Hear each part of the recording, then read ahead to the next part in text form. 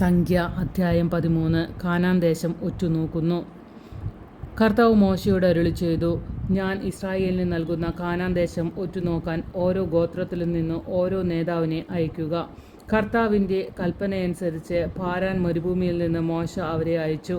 അവർ ഇസ്രായേലിലെ തലവന്മാരായിരുന്നു. അയച്ചത് ഇവരെയാണ്: റൂബൻ ഗോത്രത്തിൽ നിന്ന് സക്കൂറിൻ്റെ മകൻ ഷമൂവ, ശിമെയോൻ ഗോത്രത്തിൽ നിന്ന് ഹോറിയുടെ മകൻ ഷാഫാത്ത്, യൂദാ ഗോത്രത്തിൽ നിന്ന് യെഫുന്നയുടെ മകൻ കാലേബ്, ഇസ്സാക്കർ ഗോത്രത്തിൽ നിന്ന് ജോസഫിൻ്റെ മകൻ ഈഗാൽ, എഫ്രായിം ഗോത്രത്തിൽ നിന്ന് നൂനിൻ്റെ മകൻ ഹെശേയ, ബെഞ്ചമിൻ ഗോത്രത്തിൽ നിന്ന് യാഫൂവിൻ്റെ മകൻ പൽദി, സെബുലൂൺ ഗോത്രത്തിൽ നിന്ന് സോദിയുടെ മകൻ ഗദിയേൽ, ജോസഫിൻ്റെ മനാസയുടെ ഗോത്രത്തിൽ നിന്ന് സൂസിയുടെ മകൻ ഗദി, ദാൻ ഗോത്രത്തിൽ നിന്ന് ഗമലിയുടെ മകൻ അമിയേൽ, ആഷേർ ഗോത്രത്തിൽ നിന്ന് മിഖായേലിൻ്റെ മകൻ സെത്തൂർ, നഫ്താലി ഗോത്രത്തിൽ നിന്ന് വോഫിസിയുടെ മകൻ നഹ്ബി, ഗാദ് ഗോത്രത്തിൽ നിന്ന് മാക്കിയുടെ മകൻ ഗൗവേൽ. ദേശം ഉറ്റുനോക്കാൻ മോശ അയച്ചവരാണ് ഇവർ. നൂനിൻ്റെ മകൻ ഹോഷയ്ക്കായ്ക്ക് മോശ ജോഷ എന്നു പേരുകൊടുത്തു.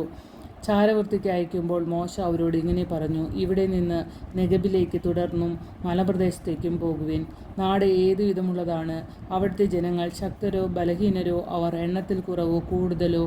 അവർ വസിക്കുന്ന സ്ഥലം നല്ലതോ ചീത്തയോ? അവർ വസിക്കുന്ന നഗരങ്ങൾ വെറും കൂടാരങ്ങളോ മതിൽ കെട്ടി ഉറപ്പിച്ചതോ? ഭൂമി ഫലപുഷ്ടിയുള്ളതോ അല്ലാത്തതോ? വൃക്ഷസമ്പത്തുള്ളതോ ഇല്ലാത്തതോ എന്ന് പരിശോധിക്കണം. ധൈര്യം അവലംബിക്കുവിൻ. ആ ദേശത്ത് നിന്ന് കുറച്ച് ഫലങ്ങളും കൊണ്ടുവരണം. മുന്തിരി പഴുത്തു തുടങ്ങുന്ന കാലമായിരുന്നു അത്. അവർ പോയി സീൻ മരുഭൂമി മുതൽ ഹമാത്തിൻ്റെ കവാടത്തിനടുത്ത് റഹോബ് വരെയുള്ള പ്രദേശം രഹസ്യമായി നിരീക്ഷിച്ചു. അവർ നെഗബ് കടന്ന് ഹെബ്രോണിലെത്തി. അവിടെ അനാക്കിൻ്റെ പിന്തുടർച്ചക്കാരായ അഹിമാൻ, ഷേഷായി, തൽമായി എന്നിവർ വസിച്ചിരുന്നു. ഹെബ്രോൺ ഈജിപ്തിലെ സോവാനിനേക്കാൾ 7 വർഷം മുമ്പ് പണിതതാണ്. അവർ എഷ്കോൾ താഴ്വരയിൽ നിന്ന് ഒരു മുന്തിരിക്കൊമ്പ് കുലയോടുകൂടി മുറിച്ചെടുത്ത് 2 പേർ കൂടി തണ്ടിന്മേൽ ചുമന്നുകൊണ്ടുപോന്നു. കുറേ മാതളപ്പഴവും അത്തിപ്പഴവും അവർ കൊണ്ടുവന്നു. ഇസ്രായേൽക്കാർ മുന്തിരിക്കുല മുറിച്ചെടുത്തത് നിമിത്തം ആ സ്ഥലത്തിന് എഷ്കോൾ താഴ്വര എന്ന് പേര് കിട്ടി. 40 ദിവസത്തെ രഹസ്യ നിരീക്ഷണത്തിന് ശേഷം അവർ മടങ്ങി. അവർ പാരാൻ മരുഭൂമിയിലുള്ള കാദേശിൽ വന്ന് മോശയെയും അഹ്റോനെയും ഇസ്രായേൽ ജനം മുഴുവനെയും വിവരമറിയിച്ചു. ആ ദേശത്തെ പഴങ്ങൾ കാണിക്കുകയും ചെയ്തു. അവർ അവനോട് പറഞ്ഞു: നീ പറഞ്ഞയച്ച ദേശത്ത് ഞങ്ങൾ ചെന്നു. പാലും തേനും ഒഴുകുന്നതാണ് അത്. ഇതാ അവിടുത്തെ പഴങ്ങൾ. എന്നാൽ അവിടുത്തെ ജനങ്ങൾ മല്ലന്മാരാണ്. പട്ടണങ്ങൾ വളരെ വിശാലവും കോട്ടകളാൽ ചുറ്റപ്പെട്ടതുമാണ്. മാത്രമല്ല, അനാക്കിൻ്റെ വർഗ്ഗക്കാരെയും ഞങ്ങൾ അവിടെ കണ്ടു. അമല്ലേക്കർ നെഗബിലും, ഹിത്യരും ജബൂസ്യരും അമരോരും പർവ്വതങ്ങളിലും, കാനാന്യർ കടലോരത്തും ജോർദാൻ തീരത്തും വസിക്കുന്നു. മോശയുടെ ചുറ്റും കൂടിയ ജനത്തെ നിശബ്ദമാക്കിയിട്ട് കാലെബ് പറഞ്ഞു: നമുക്ക് ഉടനെ പോയി ആ ദേശം കൈവശപ്പെടുത്താം. അത് കീഴടക്കാനുള്ള ശക്തി നമുക്കുണ്ട്.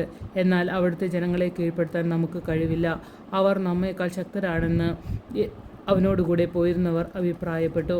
അങ്ങനെ തങ്ങൾ കണ്ട സ്ഥലത്തെക്കുറിച്ച് ജനത്തിന് തെറ്റായ ധാരണ നൽകിക്കൊണ്ട് അവർ പറഞ്ഞു: ഞങ്ങൾ ഒറ്റുനോക്കിയ ദേശം അവിടെ വസിക്കാൻ ചെല്ലുന്നവരെ വിഴുങ്ങിക്കളയുന്നതാണ്. അവിടെ ഞങ്ങൾ കണ്ട മനുഷ്യരോ അതികായന്മാർ. നെഫിലിമിൽ നിന്ന് വന്ന അനാക്കിൻ്റെ മല്ലന്മാരായ മക്കളെ അവിടെ ഞങ്ങൾ കണ്ടു. അവരുടെ മുമ്പിൽ ഞങ്ങൾ വെറും വീട്ടിലുകളാണെന്ന് ഞങ്ങൾക്ക് തോന്നി. അവർക്ക് ഞങ്ങളെക്കുറിച്ച് അങ്ങനെ തന്നെ തോന്നിയിരിക്കണം.